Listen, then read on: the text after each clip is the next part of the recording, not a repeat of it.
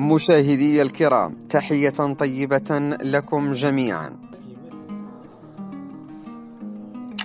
أكدت الجامعة الملكية المغربية لكرة القدم أنها تتجه نحو الانسحاب من المشاركة في كأس أفريقيا للمحليين المقررة في الجزائر، حيث أكد المكتب المديري للجامعة الملكية المغربية لكرة القدم من الاجتماع الذي صدر مساء يوم الثلاثاء أنه قرر عدم المشاركة في مسابقة الشان في الجزائر بشرط فتح الأجواء لخطوط مباشرة تنقل البعثة المغربية للبلد المنظم مباشرة، حيث شدد المكتب المديري على أن الدولة المستضيفة الجزائر يجب عليها أن تحترم دفتر تحملات تنظيم المسابقات القارية والدولية، حيث يكون مفروض عليها وعلى كل بلد ينظم مسابقة من حجم كأس أفريقيا للمحليين أن يوفر أجواء مفتوحة للبلدان المشاركة، فضلا عن توفير خدمات قنصلية مرتبطة بتأشيرات الدخول للبعثات المشاركة وجماهيرها.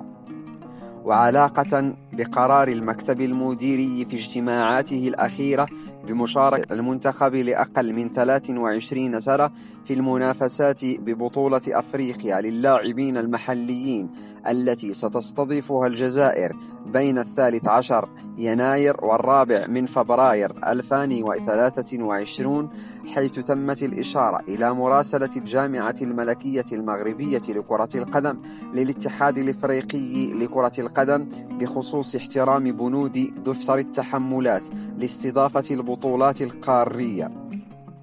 الإفريقية،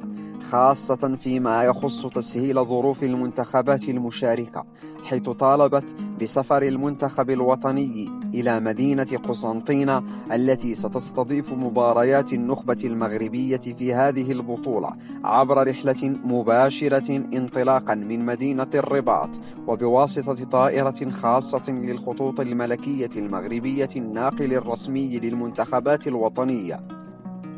وفي حال رفض ذلك فقد قرر المكتب المديري بالإجماع عدم المشاركة في هذه البطولة. وفي السياق ذاته اتفق المكتب المديري للجامعة الملكية المغربية لكرة القدم أنه في حال مشاركة المنتخب الوطني في بطولة أفريقيا للاعبين المحليين فإن منافسات البطولة الوطنية الاحترافية لن تتوقف، وسيكون النظام العسكري الجزائري في حرج من أمره أمام الاتحاد الأفريقي والدول المشاركة، حيث سيشكل انسحاب المغرب إلى جانب انسحاب الكاميرون ضربة قاسية لما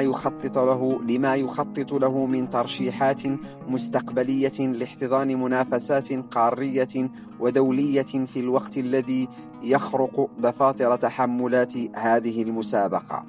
والسلام عليكم ورحمة الله وبركاته.